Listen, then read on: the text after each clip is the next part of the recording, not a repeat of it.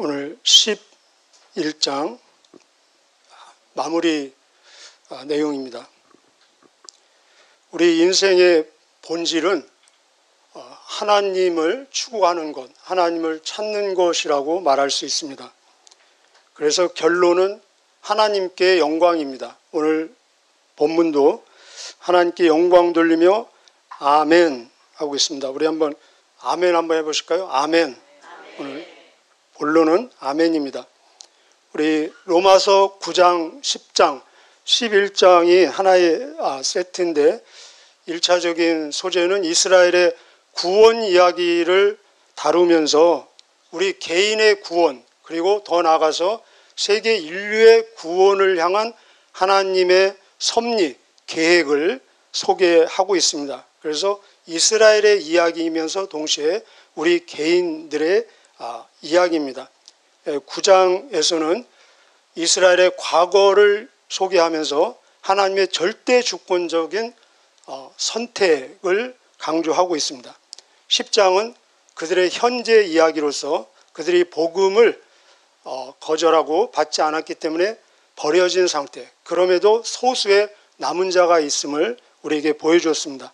그렇다면 11장은 우리 세 번에 걸쳐서 오늘 마무리인데 이스라엘의 미래를 보여주면서 반드시 그들은 회복되고 구원의 역사가 다시 일어날 것이다. 그래서 26절에 보면은 온 이스라엘의 구원을 얻게 될 것입니다.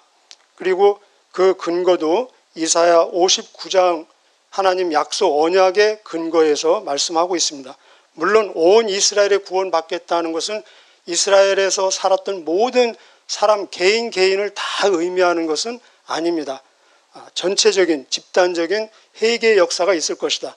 그런데 그 근거는 그들이 잘나고 똑똑하고 성실해서가 아니라 하나님의 자비라는 것입니다. 그래서 30절, 31절, 32절에 자비라는 단어가 계속해서 나오고 있습니다.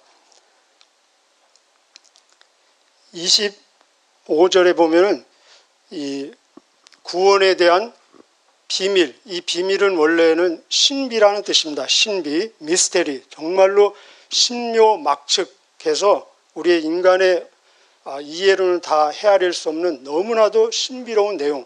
우리 개인의 한번 오늘 구원을 한번 짧은 시간이지만 묵상해 보시길 바랍니다. 내가 받은 그 구원의 그 신비를 내가 다 알 수 있겠습니까? 평생 연구하고 묵상해도 알지 못할 것입니다. 어쩌면 우리의 이 구원의 여정, 성화라고 하는데, 성화는 이 구원의 복음의 신비를 알아가는 여정, 과정이라고 말할 수 있습니다. 내가 받은 이 구원의 그 내용이 전부가 다 무엇인지 우리는 알 수 없을 것입니다. 그리고 그 구원의 효과, 그 구원의 영원한 열매, 그리고 그 구원을 받게 되는 이 복음이 어떻게 해서 나에게까지 오게 된 그 경로를 우리가 다 알 수 있겠습니까? 힘들겠죠. 그죠? 그래서 이것을 신비라고 얘기하고, 오늘 본문에서는 유대인과 이방인 사이에 이 구원에 대해서 서로 주고받는 그런 서로의 관계를 신비로 얘기하고 있습니다. 이 나를 향한, 그리고 인류를 향한 구원의 신비를 알면 알수록, 깨달으면 깨달은 그만큼 우리의 삶의 자리에서 실질적으로 일어나는 사건들, 더 성숙해지고 발전되는 사건들이 있는데, 오늘 그것을 세 가지로 요약할 수가 있겠습니다. 이런 발전이 더 일어나기를 미리 축복을 드립니다.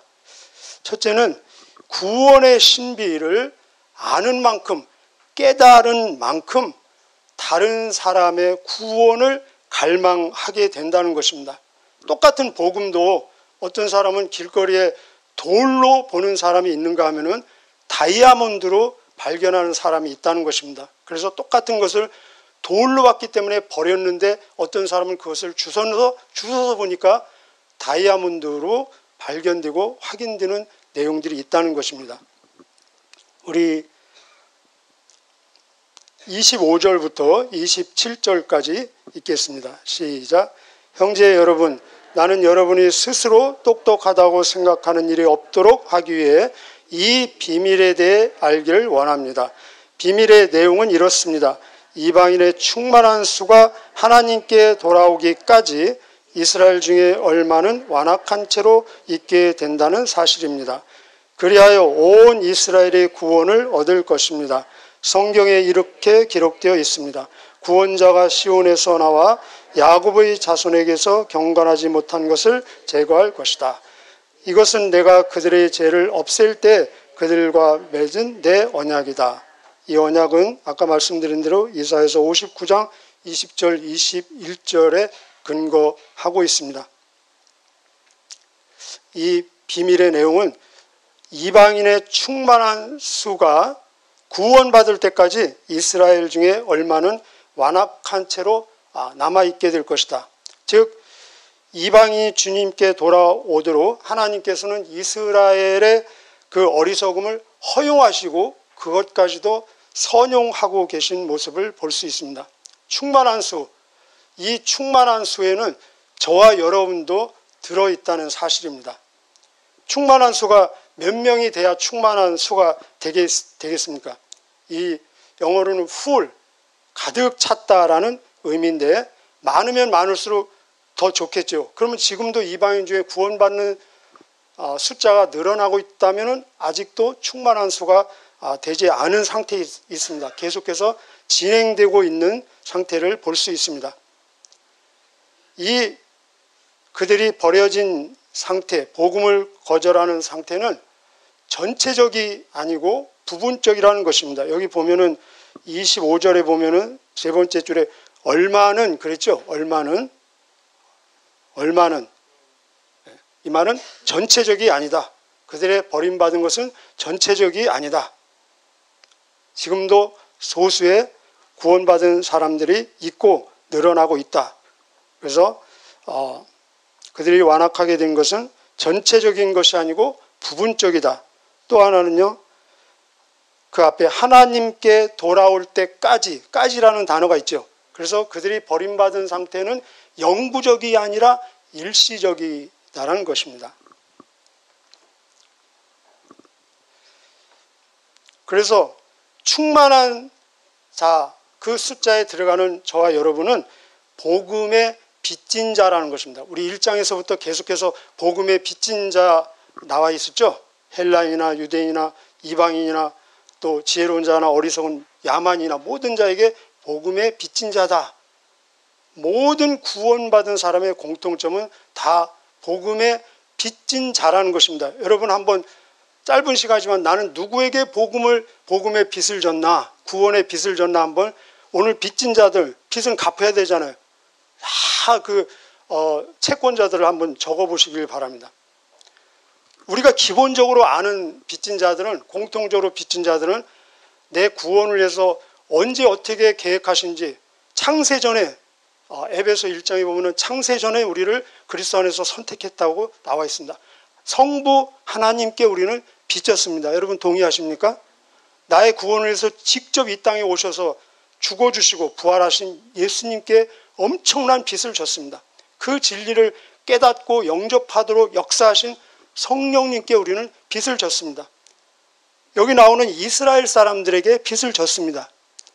그래서 이 구원은 이스라엘로부터 시작되었다. 1장 16절에도 나와 있고 예수님도 요한복음 4장 22절 이하에 수가성 여자와 얘기할 때 구원은 유대인으로부터 시작되었다. 우리는 다 그들의 빚을 졌다는 것입니다. 선교사들의 빚을 졌습니다. 그들이 오기 위해서는 뒤에서 또 파송하고 후원하고 그런 자들이 있지 않겠습니까? 그들의 빚을 졌습니다. 구체적으로 나에게 복음을 전해준 사람에게 빚을 졌습니다.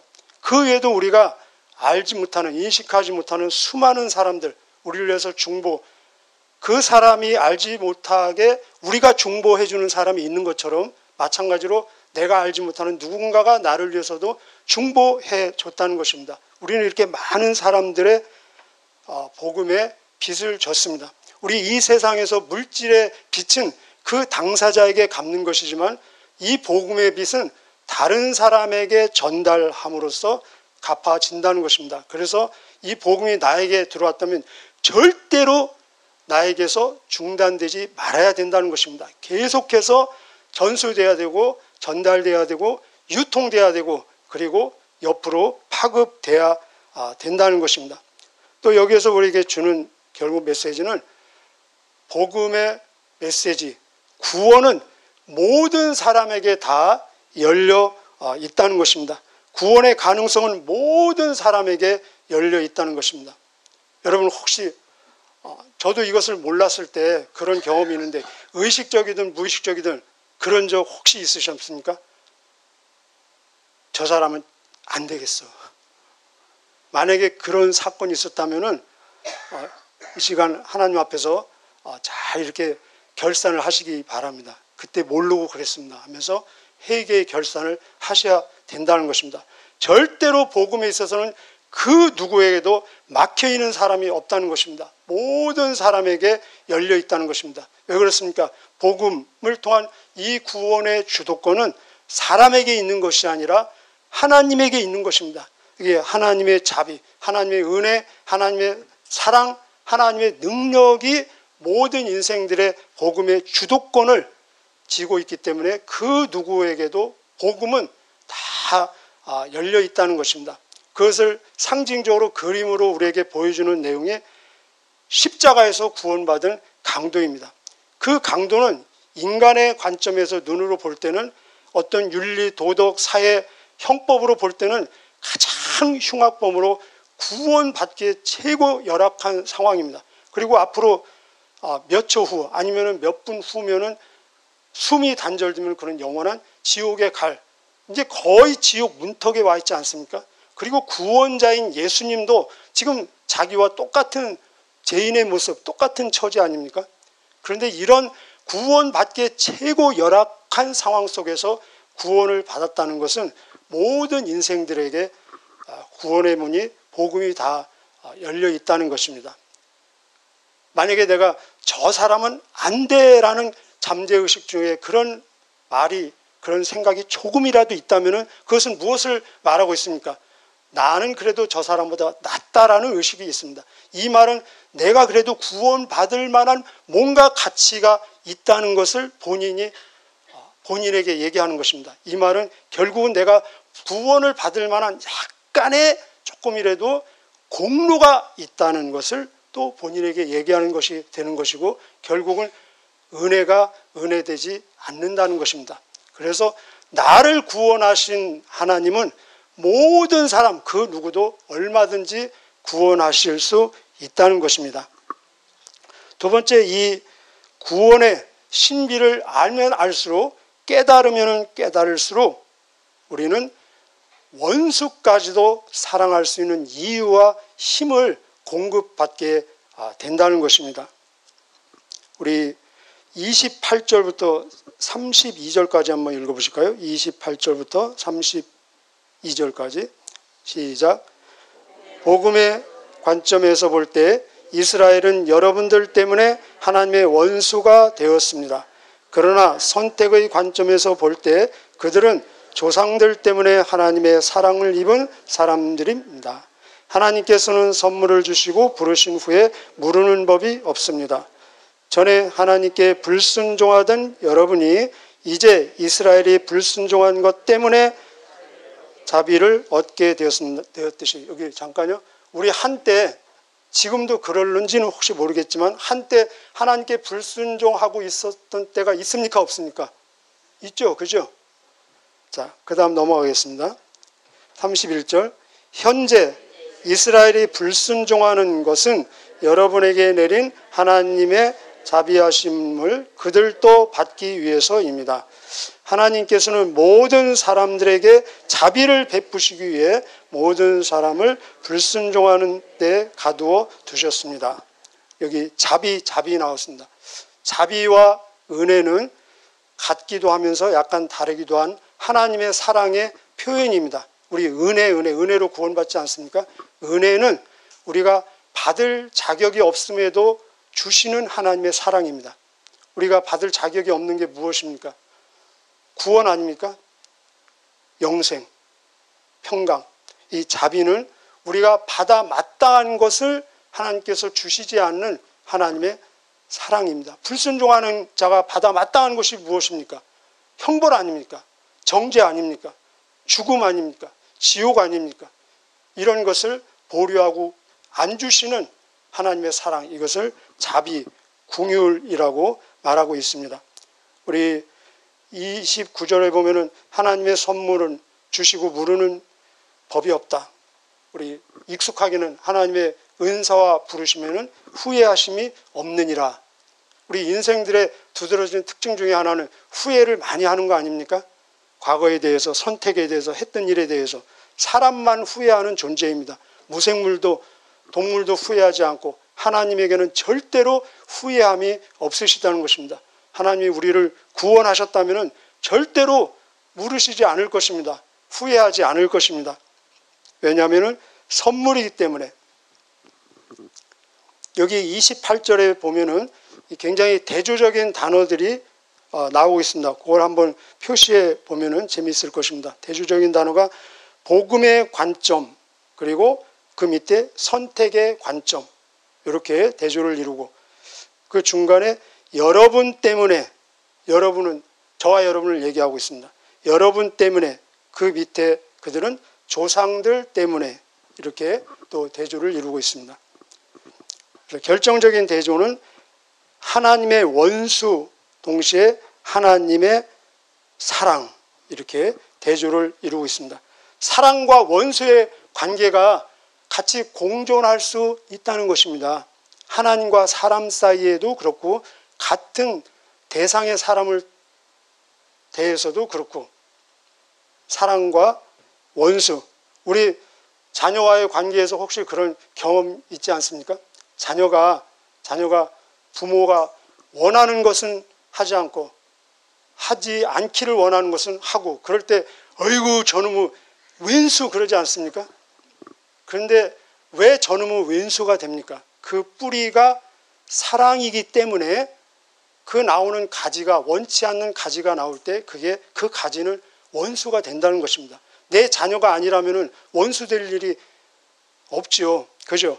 마찬가지로 똑같은 대상이 하나님의 사랑의 대상이면서 또 원수의 대상이 되고, 또 유대인과 이방인 사이에도 실질적으로 역사적으로 보면은 유대인들이 이방인들을 개 취급할 정도로 원수 취급한 적이 있었습니다. 그런가 하면은 이방인 기독교인들이 유대인들을 원수로 학대했던 적이 있었습니다. 똑같은 상황에서 우리에게도 혹시 여러분 원수 혹시 있습니까? 예수님께서 원수를 사랑하라. 이제 12장 나가면은 원수를, 너희를 핍박하는 자를 축복하고 저주하지 말라. 다음 장에 나옵니다. 정말로 복음의 신비를 깨달은 사람은 여기까지 가야 된다는 것입니다. 원수가 누구입니까? 나를 방해하는 자를 원수라고 성경은 이야기하고 있습니다. 왜 복음의 구원의 신비를 깨달은 자는 이 원수까지도 사랑하고 축복하고 용납할 수 있는 그 이유와 힘을 공급받을 수 있을까? 그 이유는 하나님의 경륜이 그 배경에 깔려있기 때문에 그렇다는 것입니다. 자, 혹시 여러분에게 나를 방해하는 원수가 있으면은 그 사람을 한번 염두에 두시고 없기를 바랍니다. 자, 이 나를 방해하는 사람은 그 방해가 영구적이지 않다는 것입니다. 두 번째, 그 방해하는 사람이 버린 그 굉장히 소중한 것이 있습니다. 근데 그 사람은 소중한 줄 몰랐기 때문에 버렸는데, 그 사람이 버린 것을 내가 아주 소중한 것으로 그 혜택을 누리고 있다는 것입니다. 그리고 이 하나님께서는 그 사람의 방해까지도 나의 유익을 위해서 합력해서 선을 이루어 가신다는 것입니다. 이것이 이미 로마서 8장 28절, 하나님을 사랑하는 자, 그 뜻대로 부르심을 입은 자들에게는 모든 것이 합력하여 선을 이룬다라는 말씀이 나와 있습니다. 그리고 그 사람의 현재를 보면서 나의 과거를 볼 수 있게 된다는 것입니다. 더 나아가서 그 사람이나 나나 하나님 앞에 불순종했던 사람입니다. 시간의 차이가 있을 수 있습니다. 언제 불순종했느냐, 시간의 차이는 있을지 몰라도 그 사람이나 나나 하나님 앞에 불순종했던 사람이라는 것입니다. 그래서 결국은 그 사람이나 나나 하나님의 무엇이 절대로 필요합니까? 본문에 근거하면은 하나님의 자비가 절대로 필요한 사람이라는 것입니다. 그래서 결국은 그 사람조차도, 나를 해방하고 방해하는 사람조차도 미움의 대상이 아니라 중보와 복을 빌어줄 대상이라는 것입니다. 그래서 이 원수 사랑은 내 힘, 내 의지로 하는 것이 아니라 결국은 복음의 신비, 복음의 감격, 구원의 감격, 구원의 감사, 내 안에서 역사하시는 예수님이 하게 하시는 것이고 내 안에 계신 예수님의 삶을 사는 것입니다. 갈라디아서 2장 20절. 이제 내가 그리스도 안에서 그와 함께 십자가에 못 박혔나니 내가 내 삶을 사는 것이 아니라 내 안에서 나를 사랑해서 자기 목숨을 주신 그분의 삶을 사는 것이다. 우리는 예수님의 삶의 결국은 통로입니다. 우리 한번 같이 해보실까요? 나는 예수님의 생명의 통로다. 자, 그래서 끝으로 세 번째, 이 복음의 신비, 구원의 신비를 깨달은 만큼 우리의 결론은 무엇이냐? 하나님을 찬양하고 하나님께 영광 돌리고 아멘이라는 것입니다. 우리 33절부터 36절까지 읽겠습니다. 우리의 결론입니다. 우리 그 위에다가 내 인생의 결론 그렇게 한번 적어두시고 많이 고백하시기를 바랍니다. 33절부터 36절 시작. 오 하나님의 지혜와 지식의 부유함은 참으로 깊습니다. 하나님의 판단은 헤아릴 수 없으며 그분의 길은 아무도 찾을 수가 없습니다. 누가 주님의 마음을 알았으며 누가 그분의 의논 상대자가 되었습니까? 누가 먼저 하나님께 무엇을 드려서 하나님의 답례를 받는단 말입니까? 이는 모든 것이 하나님께로부터 나왔고 하나님의 보살핌으로 보존되며 하나님의 영광을 위해 존재하기 때문입니다. 하나님께 영광이 영원토록 있기를 원합니다. 아멘.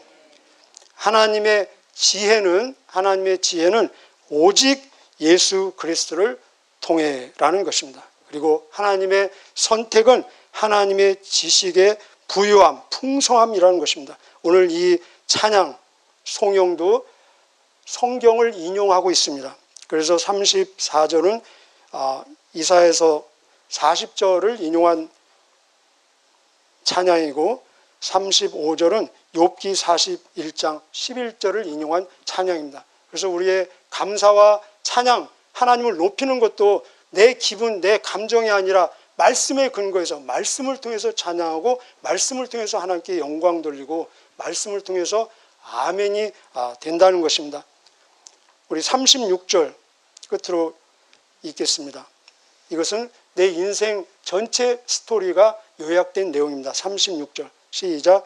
이는 모든 것이 하나님께로부터 나왔고 하나님의 보살핌으로 보존되며 하나님의 영광을 위해 존재하기 때문입니다. 하나님께 영광이 영원토록 있기를 원합니다. 아멘. 나는 하나님께로부터 나와서 하나님이 공급하시는 호흡으로 살고 있고 결국은 하나님께 돌아간다는 것입니다.